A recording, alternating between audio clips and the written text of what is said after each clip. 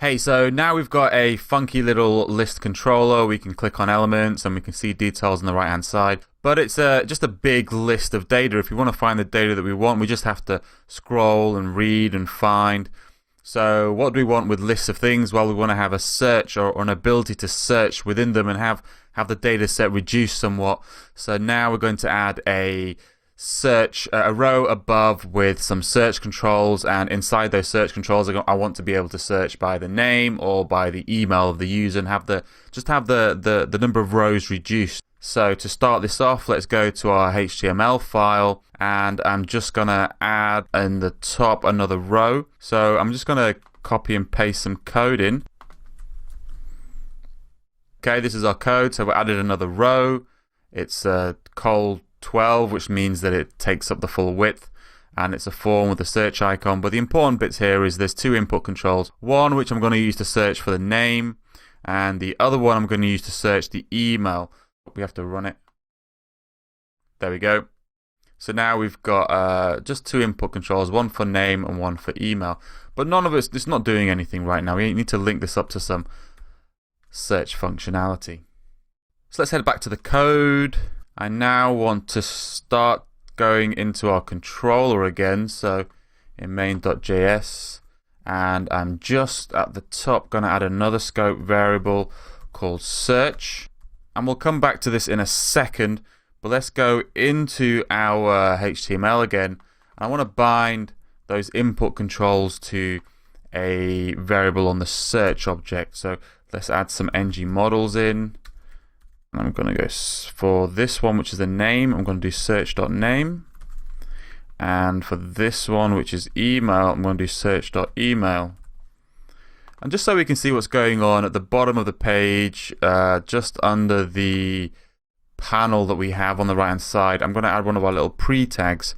And I'm just going to render out the actual search variable from our scope. So let's take a look. So there's a little pre-panel on the right hand side, and yep, as I add some details, stuff appears there.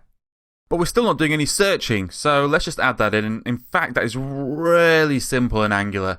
So I'm just going to show you now. If we go into the ng repeat loop here, at the end of that, I'm going to add another pipe. And it's actually called filter, which I know I've been calling these things filters before, but this filter is actually called filter. And what I'm going to do in this filter is I'm actually going to pass into it our search objects. So filter is a special Angular filter which takes the persons array, passes it through this function, and then will return a persons array with some filtering applied to it. Now it has its own little set of rules. You can pass in strings or objects or functions. We're passing in an object of our object of search, and it's then going to do a match for the name and email or whatever we have on the search object to each person in the persons array. So let's just jump back into our main.js so I can show you. So if our search.name matches the person.name, it will include it. And if our search.email matches the person.email, it will include it. So that should just work straight out of the bag. So let's try it out. Let's refresh here. And I'm just going to type there we go, Gregory Huffman. And it should also, if I go in the email box and I type some email address, I'm going to do pray. There we go. Now if we use the built-in Angular filter function, it also gives us some nice little extra syntactical features for searching. So if we actually type in the exclamation mark before any search, it will do the opposite of that search. And you can do the same for the email, for the name. And actually what you might be seeing is that it's not doing a case, it's doing a case insensitive search. It doesn't care that our case is the same. And actually it's not even doing a beginning of the string search. It'll actually search anywhere inside the string as well. But this isn't a great user interface. I don't like having to give the user two boxes, one to search the name and one to search the email. I want one box, one input box, where it will search every field on the person object. So again, there's a pretty nifty shortcut in Angular to do that. I'm just going to show you now. So if we go back to the HTML and let's go into our input controls. I'm actually going to remove the second one, the email. We're not going to need that anymore.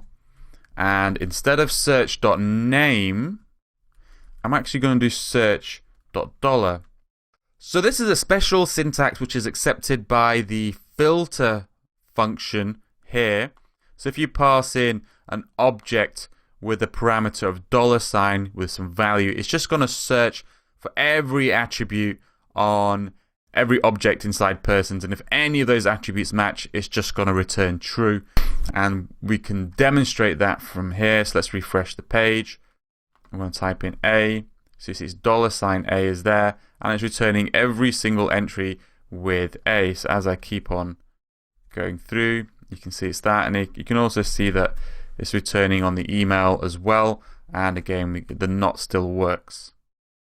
But this search box still isn't really good enough for me, for what I want, for my users. When they're searching, their case is important, so we want to do a case-sensitive search. And also, from the first part of the name onwards, I don't want to search to match if it matches the middle part of the name or the middle part of the email.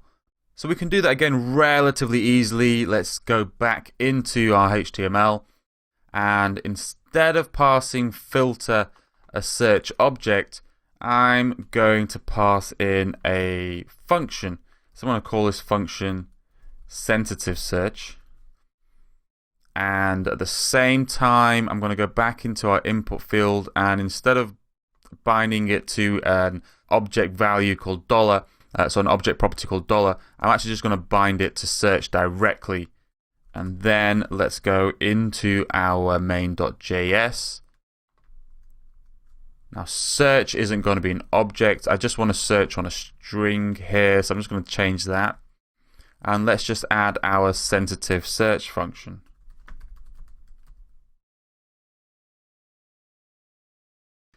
So this function is going to get called for each object in the persons array, and it's just going to pass in an individual person object, and it expects you to return true if it's a match and you want to show it, or false if it's not a match and you don't want to show it.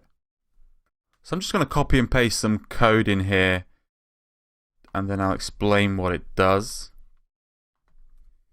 So what we're doing here is if someone has entered some value in scope.search, only if they've actually typed something in will it execute this block. And what we're saying here is if the scope.search is in person.name, so index of returns the index of the scope.search as it appears in person name. If it doesn't appear in person name, it will return -1. If it appears at the very, very start of person name, so character by character from the start, the index of will be 0. And the same goes for email. So if the scope.search matches the first part of the person's email, it will return 0 again. So if either of those are 0, we want to return true. So that's what this block does here. Or if no one's even entered anything in scope.search, it's just always going to be true. You want to show the full list. So let's go into our code here again. And let's type Greg. There we go. And so we are case sensitive now. And we should also be checking the email. There we go. And again, case sensitive on the email as well.